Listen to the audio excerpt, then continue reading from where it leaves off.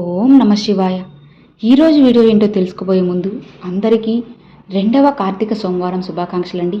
ఆ పరమశివుని పూర్తి ఆశీర్వాదం మీకు మీ కుటుంబ సభ్యులకు కలగాలి అని చెప్పి మనస్ఫూర్తిగా కోరుకుంటూ ఈరోజు ఈ వీడియోని అయితే స్టార్ట్ చేస్తున్నాను.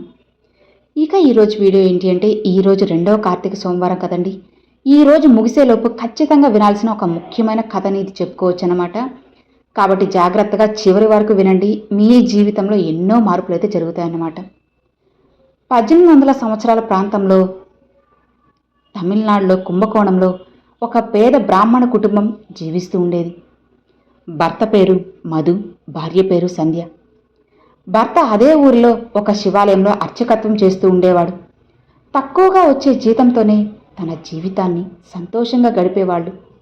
ఇలా భార్యాభర్తలిద్దరూ కూడా గొప్ప దైవభక్తులు.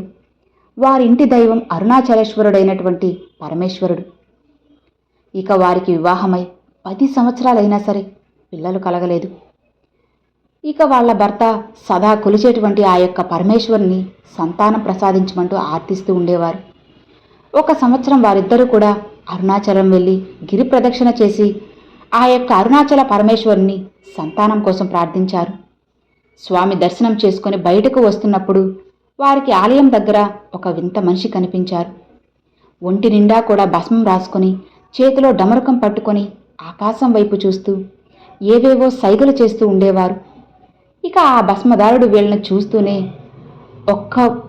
వెంటనే లేచి పలం యనం, పలమంటే పండు, నా పండు అంటూ కొబ్బరికాయలు అమ్మే కొట్టు మీదకు దూకి అక్కడ ఉండే కొబ్బరికాయల నుండి ఒక కాయను తీసుకొని వీళ్ళ దగ్గరకు వచ్చి ఆ కొబ్బరికాయను ఇచ్చి అక్కడి నుండి ఆయన అంతర్ధానం అయిపోయాడు. ఇక ఊహించినటువంటి ఆ సంఘటనతో వాళ్ళు ఆ కొబ్బరికాయలు అమ్మేటువంటి కొట్టు యజమాని, అక్కడ ఉండేటువంటి జనం అందరూ కూడా ఆశ్చర్యపోయారు. వాళ్ళు ఆ దంపతులకు ఇలా చెప్పారు, ఆ భస్మదారుడు ఎవరితోనూ మాట్లాడరు, ఏమీ తినడు. అలాంటిది మీకు కొబ్బరికాయ ఇచ్చారంటే మీ కోరిక నెరవేరుతుంది అని చెబుతారు. ఇక అది జరిగిన సంవత్సరంలోపే వారికి ఆ పరమశివుని అనుగ్రహంతో ఒక శిశువు జన్మించారు. ఆ అబ్బాయికి శివశర్మ అనే పేరు కూడా పెట్టారు. ఇక ఆ తర్వాత శివశర్మకు 8వ ఏట ఉపనయనం చేసినటువంటి నెల రోజుల్లోనే మధు కాలం చేశారు. పేదరికంలో జీవించే వారికి మధు మాత్రమే ఆధారం. ఇక తండ్రి కాలం చేశాక వాళ్ళ అమ్మ సంధ్య వంట మనిషిగా ఒకరింట్లో చేరి కుటుంబాన్ని పోషించసాగింది. ఇక వంట మనిషిగా చేరిన సంవత్సరానికే ఆవిడకు కూడా ఊపిరితిత్తులు పాడే ఆరోగ్యం క్షీణించింది. ఇక సంధ్య శివశర్మకు తరచుగా, నువ్వు అరుణాచలేశ్వరుని యొక్క ప్రసాదం నాయనా, మనకు ఆయనే దిక్కు అంటూ చెబుతూ ఉండేది. ఇక కొద్ది రోజులనే సంధ్య కూడా కాలం చేసింది. శివశర్మకు నా అనేవారు ఎవ్వరూ లేక ఏమీ చేయలేనటువంటి స్థితికి చేరుకున్నారు. ఆ దిక్కు తోచని స్థితిలో శివశర్మకు నిద్రిస్తూ ఉండగా ఒక కల వచ్చింది. ఆ కలలో తను ఒక ఆలయం ఎదురుగా నిలబడి ఉన్నాడు. ఆ ఆలయం నుండి ఒక వృద్ధుడు తన దగ్గరకు వచ్చి చెయ్యి పట్టుకొని లోపలికి తీసుకుని వెళ్తున్నారు. అది ఒక శివాలయం. అప్పుడు పరమేశ్వరుడికి అభిషేకం జరుగుతుంది. దర్శనం చేసుకుని ఒక పక్క కూర్చున్నాడు శివశర్మ. అక్కడ తనకు ఎంతో ప్రశాంతంగా ఉంది. ఆ వృద్ధుడు ప్రసాదం తెచ్చి శివశర్మకు ఇచ్చారు.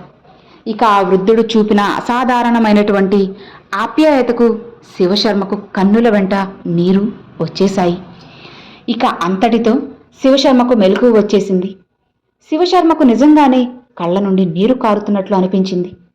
ఇక అప్పుడే తన తల్లి చెప్పిన మాటలు గుర్తు చేసుకున్నారు. ఇది నా తండ్రి అరుణాచలేశ్వరుడి యొక్క పిలుపు అని తెలుసుకొని ఆ రాత్రిలోనే ఇల్లు విడిచి అరుణాచలం బయలుదేరాడు. ఇక చుట్టూ చీకటి వల్ల భయంగానే ఉంది. ఇక అరుణాచల శివ అని అనుకుంటూ మొదలుపెట్టాడు ప్రయాణం. ఇక ఆ తర్వాత అప్పట్లో ఎడ్ల బండ్లు, జట్కా, ఈ బండ్లలోనే దూర ప్రయాణాలకు ప్రయాణం చేసేవారు కదా. ఇక తన దగ్గర డబ్బు లేదు కాబట్టి వాటిలో ప్రయాణించడం అసాధ్యమని చెప్పి ఆ చీకట్లోనే నడవడం ప్రారంభించాడు. తన ఊరి చివరికి చేరేసరికి 2 వ్యక్తులు తనని అడ్డగించి తన దగ్గర ఏదైనా సొమ్ము ఉందేమోనని చెప్పి వెతికారు. ఇక తన దగ్గర డబ్బు లేదు, కానీ చెవులకి చూస్తే బంగారు పోగులు ఉన్నాయి. ఇక ఉపనయనం అప్పుడు తనకు చెవులు కుట్టి పోగులు వేశారు. అవి ఆ దొంగలు తన చెవుల నుండి లాగేశారు. ఇక చెవులు 2 కూడా తెగి రక్తం కారుతుంది. శివశర్మ బాధతో అరుస్తూ ఉండగానే వాళ్ళు భయపడిపోతారు. అప్పుడే ఒక లాంతర్ కట్టినటువంటి జట్కా బండి వచ్చి ఆగింది. అందులో నుండి ఒక పొడవాటి వ్యక్తి దిగి శివశర్మను జరిగిన విషయమంతా అడిగి తెలుసుకొని తన దగ్గర ఒక డబ్బాలో ఉన్న ఒక తెల్లటి పొడిని 2 చెవులకు కూడా పెట్టి, మేము కూడా అరుణాచలం వెళ్తున్నాం, నువ్వు మాతో రా అంటూ జట్కాలో కూర్చోబెట్టుకొని తినడానికి కొన్ని తినుబండారాలు ఇచ్చారు. ఇక అవి తినగానే శివశర్మకు నిద్ర వచ్చేసింది. మెలకు వచ్చి కళ్ళు తెరిచి చూడగానే తను ఒక ఆలయం అరుగు మీద పడుకొని ఉన్నాడు. రాత్రి జరిగిందంతా కూడా ఒక లీలగా గుర్తొస్తుంది. చెవులు 2 తాగి చూశాడు. పోగులు లేవు, నొప్పి లేదు. చేతి వేళ్లకు మెత్తటి పొడి ఏదో అంటుకున్నట్లు అనిపించింది. అదేంటో చూడగానే మంచి పరిమళంతో కూడిన విభూది. తనకేమీ అర్థం కాని స్థితిలో ఉండగా ఆ ఆలయంలో నుంచి ఒక వృద్ధుడు వచ్చారు. తాను అచ్చం కలలో కనిపించిన వ్యక్తిలానే ఉన్నాడు. ఆశ్చర్యంతో నోట మాట కూడా రాలేదు. ఆ వృద్ధుడు శివశర్మ చెయ్యి పట్టుకొని ఆలయంలోకి తీసుకుని వెళ్ళాడు. అది శివాలయమే. అందులో నమక చమకాలతో రుద్రాభిషేకం జరుగుతుంది. అది చూస్తూ ఒక పక్కగా కూర్చున్నాడు శివశర్మ. అంతలో ఆ వృద్ధుడు తన దగ్గరకు వచ్చి ప్రసాదం నోట్లో పెట్టాడు. మళ్లీ శివశర్మకు ఆనందంతో కళ్ళు నుండి నీరు కారుతుంది. ఇక ఆ వృద్ధుడు శివశర్మ కళ్ళ నుండి కారుతున్న కన్నీటిని తుడిచి, అంతా కూడా ఆ శివుని యొక్క ఆదేశం ప్రకారమే జరుగుతుంది, ఆయన రక్షణలో నువ్వు సంతోషంగా ఉండు అని చెప్పి చేతిలో ఒక చీటీ పెట్టి వెళ్ళిపోయారు. అంతవరకు మౌనంగానే జరుగుతూ ఉన్నదంతా గమనిస్తున్న శివశర్మకు అది అరుణాచలం అని చెప్పి అర్థమైంది. ఇక మొదటిసారిగా తను అరుణాచలేశ్వరుడు అయినటువంటి పరమేశ్వరుని దర్శించుకున్నారు. చాలా ఆనందం కలిగింది. కానీ ఆ వృద్ధుడు ఎవరు తన చేతిలో ఆ చీటీ ఏమిటి అనుకున్నాడు. చుట్టూ చూశాడు. కొందరు భక్తులు స్వామి దర్శనం చేసుకొని ఆలయానికి ప్రదక్షిణలు చేశారు. కొందరు కూర్చుని ప్రసాదం తింటున్నారు. కొందరు అప్పుడే ఆలయానికి వస్తున్నారు. కొందరు వెళ్తున్నారు. ఇక ఏం చేయాలో పాలు పోనటువంటి స్థితిలో ఉన్నాడు శివశర్మ. తన చేతిలో ఉన్న చీటీని తీసి చూశాడు. వెంటనే గిరి ప్రదక్షిణ చేస్తూనే ఉండు అని చెప్పి ఆ చీటీలో రాసి ఉంది. ఇక ఆలయం మొత్తం చూసి బయటకు వచ్చి నిల్చున్నాడు. ఆలయం బయట ఉండేటువంటి ఒక పూల వ్యాపారి దగ్గరికి వెళ్ళి గిరి ప్రదక్షిణం ఎలా చేయాలి అని అడిగాడు. అదిగో అక్కడ కొందరు అరుణాచల శివ అరుణాచల శివ అంటూ పాట పాడుతూ వాళ్ళు గిరి ప్రదక్షిణలు చేస్తూ మొదలెడుతున్నారు చూడు, వాళ్లతో పాటు వెళ్ళు అని చెప్పాడు. ఇక శివశర్మ వాళ్లతో కూడా వెళ్ళి గిరి ప్రదక్షిణ మొదలెట్టాడు.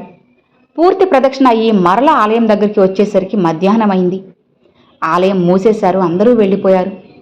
శివశర్మకు బాగా ఆకలిగా నీరసంగా ఉంది. ఒక దగ్గర కూర్చున్నాడు.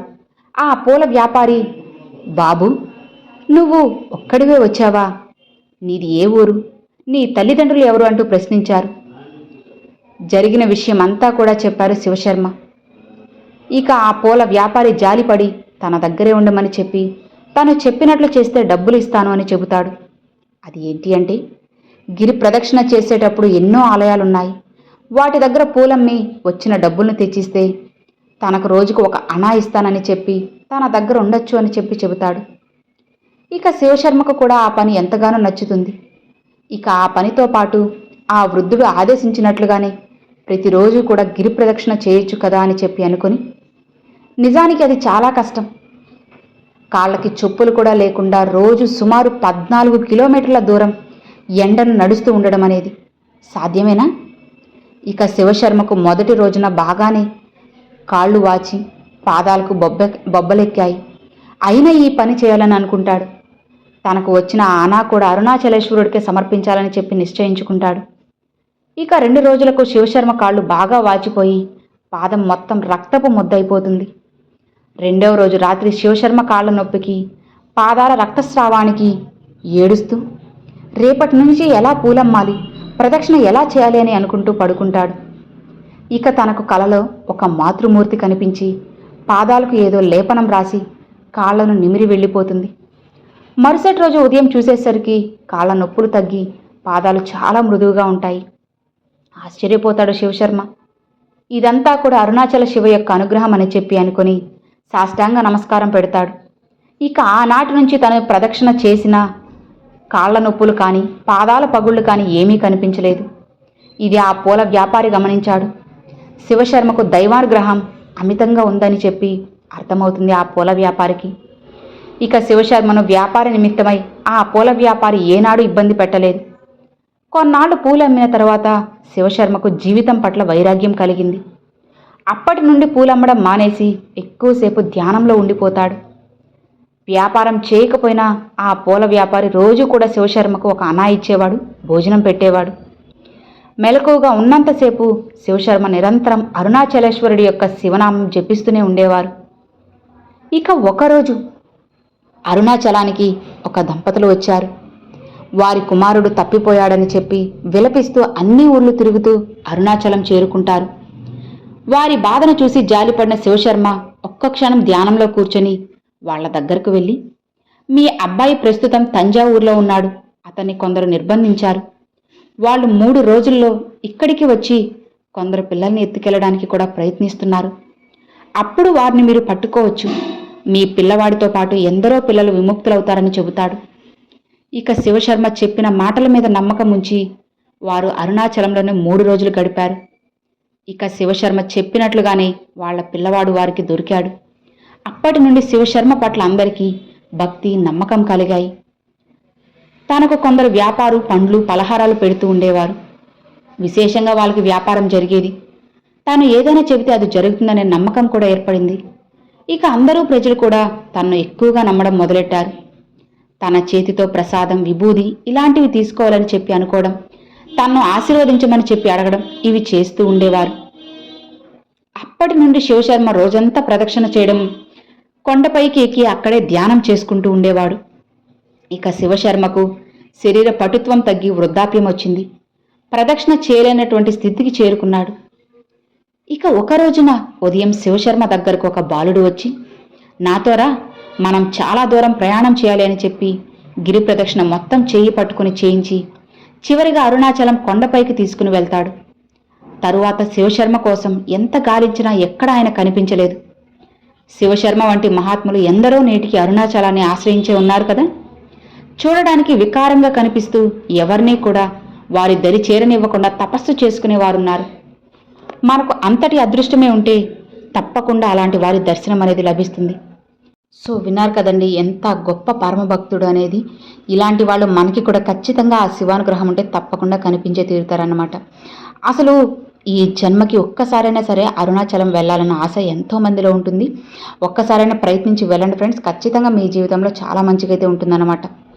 సో విన్నారు కదండి, అది ఈ వీడియో మీ అందరికి నచ్చినట్లయితే ఒక చిన్న లైక్ చేయండి, మరికొంతమంది శివభక్తులకు షేర్ చేయండి. ఫస్ట్గా మన ఛానల్ చూసేవాళ్ళు సబ్స్క్రైబ్ చేసి సపోర్ట్ చేయండి ఫ్రెండ్స్. Thanks for watching. ఓం నమః శివాయ. శివాయ నమః.